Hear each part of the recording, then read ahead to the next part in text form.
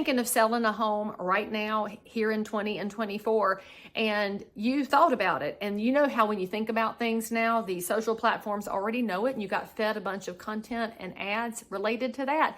And what you've noticed is that there's a lot of fear, frustration, and conversation about what's changing in real estate. Well, this, my friends, is your TLDR on real estate and selling a home right now in North Carolina and South Carolina.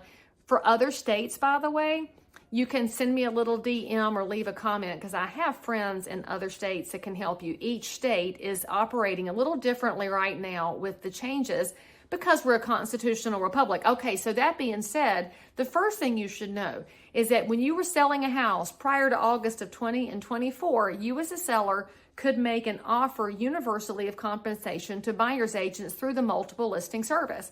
You can still make that offer. You just can't do it through a multiple listing service now. So if you're thinking, but Lee, that seems inefficient, it's because it is very inefficient. You as a seller, as of right now, do still have that ability, but just be aware that there is a possibility that that will go away soon, because we do have government agencies like the Department of Justice and non-government entities like the Consumer Federation of America who are trying to meddle in real estate and put in price controls and tell you as a seller what you can and can't do. And we, the realtors, don't appreciate that they want to tell you what you can and can't do, but we're all trying to abide by these new rules and regulations under a proposed settlement to a nasty class action lawsuit. So your local realtor, who is a small business owner, and frankly, your friend and neighbor from church, the grocery store, the ball field, your local realtor is doing the best they can to make all of these outside entities happy while also providing a high level of service to you. So if you get frustrated, just know we, the realtors, don't appreciate all of the meddling either. We're just trying to abide by it. So you as a seller now don't have that efficiency of our marketplace when it comes to cooperation. We still have our marketplace when it comes to data and advertising, and that's still a good thing. So if you as a home seller would still like to make that offer, we as your realtor can make it in other places, just not our multiple listing service. Now you as a seller might say, but Lee Brown, I don't want to make that offer. I'm good. I'm like, that's fine. What we are now saying is other agents can call us and ask us questions, and then I'll just call you and tell you what they asked, and you can say yes, no, maybe so. We can say, yes, we want to be good, cooperative people, or no, pound sand, go away.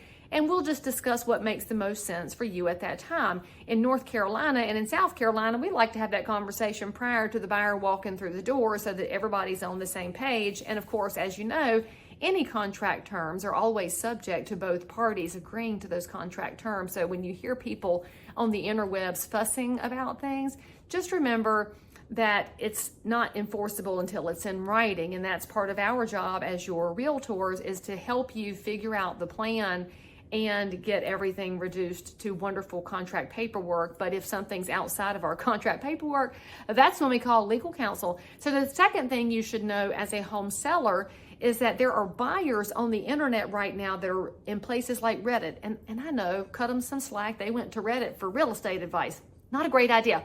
Call your local realtor. But anyway, they're on Reddit finding out that they should just go without an agent. What I can tell you is that buyers have always had that ability to go without an agent, and we never fault somebody who wants to do it themselves, although just like when somebody puts ceramic tile in their house themselves and they don't use spacers because they want to save 99 cents, honey, I can walk in the house and tell you exactly who did a DIY job on their ceramic tile because they wanted to cut a corner. And we see that same thing in real estate. Some buyers are capable of doing it themselves, and some people think that they can get advice from websites and do it themselves. It's a really different process in practice than it is in what you're reading on some articles, which seem to think you can buy, which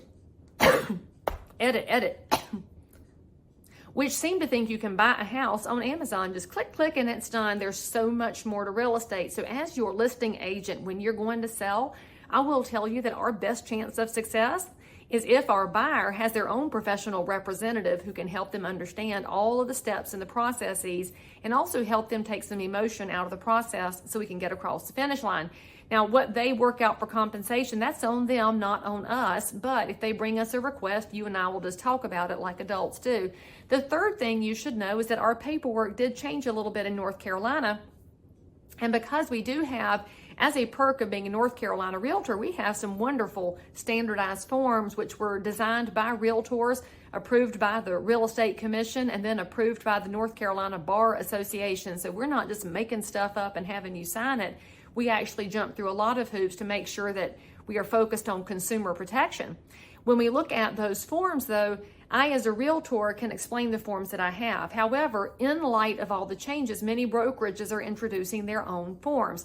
If I, as your agent, bring into you 3 different offers on 3 different sets of paperwork, at that point, we're going to have to call in a lawyer, and frankly, that's going to be your expense. Just be aware, because I can't play lawyer. That's a violation of code of ethics, and frankly, I'm not a lawyer and did not belong in law school, even though I did take the LSATs and did very well on it.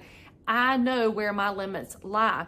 So as a seller, this is going to be a hurdle potentially in the future. It's not that any brand is bad, but lots of brands are doing some lawyerly CYA and creating their own paperwork, but it's going to possibly create another expense for you as a seller as we figure out how to navigate different sets of paperwork. Frankly, the biggest thing I want you to take away with my second half of the TLDR, yes, you can still sell your house.